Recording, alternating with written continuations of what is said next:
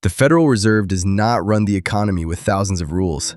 It mostly moves one number, a single interest rate. And that one number quietly reaches into your rent, your job, and the price of your groceries. Most people never see the wire connecting a committee in Washington to their own paycheck, but it's there, and it's pulling all the time. So here is how the Federal Reserve actually works, how the Fed sets interest rates, and how that one decision, the heart of what's called monetary policy, travels all the way to your wallet, step by step. First, let's clear up what the Fed is not. It doesn't print the money in your pocket. That's a different building. It doesn't reach into your bank and set the rate on your mortgage or your credit card. And despite how it feels, it isn't a smoky back room deciding your future in secret. Here's the strange part. Almost everything the Fed does is public. The moment it makes a decision, it announces it. There's a press conference. The detailed notes come out about 3 weeks later. The secret isn't that it's hidden. The secret is that the machinery is invisible to most of us, running in plain sight, where nobody thinks to look.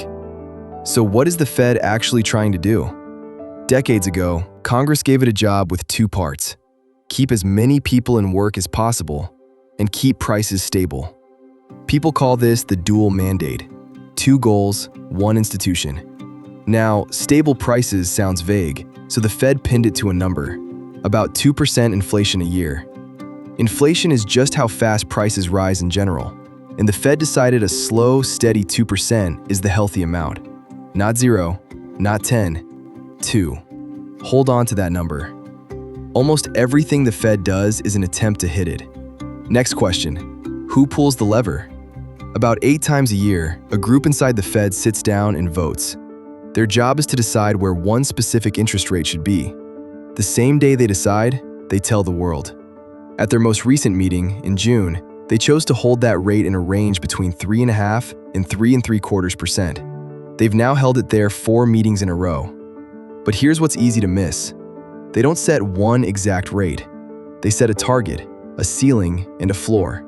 And then they have to steer the real world into that range. Which raises the obvious question: how do you steer an entire economy toward a number you've only written down? The rate they're targeting has a name: the federal funds rate. Strip away the jargon, and it's simply this: the interest banks charge each other for very short loans, usually just overnight. Banks are constantly lending small amounts back and forth to balance their books at the end of each day. The price of those overnight loans is this rate. It sounds tiny, almost invisible, but it's the seed. Everything else in the story grows out of it. So how does the Fed move a rate that banks set between themselves? It can't just order them to charge each other a certain price. Instead, it uses a quiet trick. The Fed lets banks park their spare cash at the Fed itself, and it pays them interest to do it. Think of it as a parking rate, completely safe, no risk at all. Now follow the logic. If a bank can earn that parking rate risk-free, it will never lend its cash to another bank for less. Why would it? So that parking rate becomes a floor. It props up the whole overnight market and drags the real rate up into the range the Fed chose. No orders, no force, just a number that makes every bank quietly do the math. There's a second lever too. The Fed can buy or sell government bonds to change how much spare cash is sloshing around the system. Over the years, it's built up an enormous pile of those bonds, about $6.75 trillion worth today.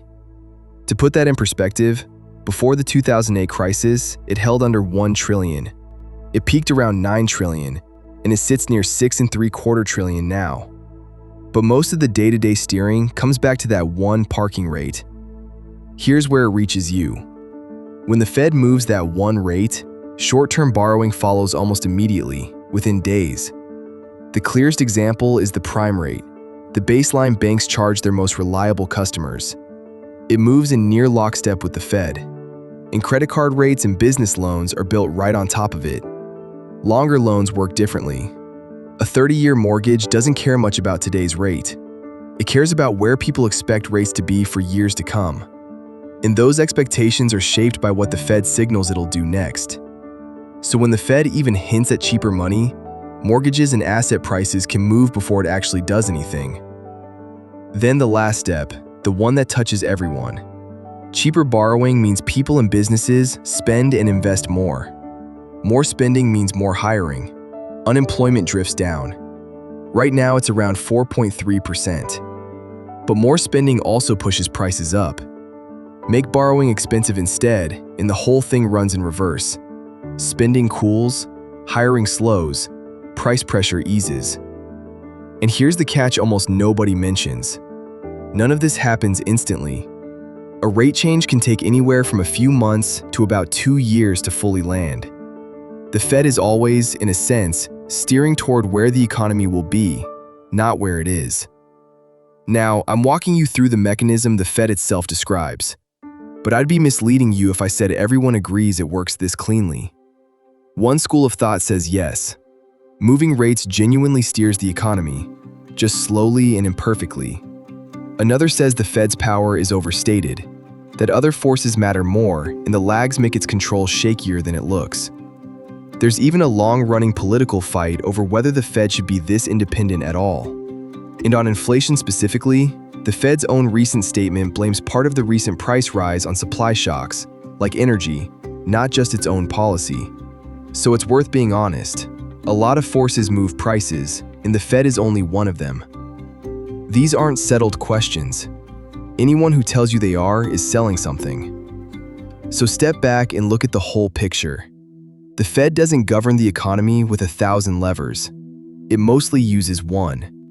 A single short-term interest rate, steered by what it pays banks to park their cash.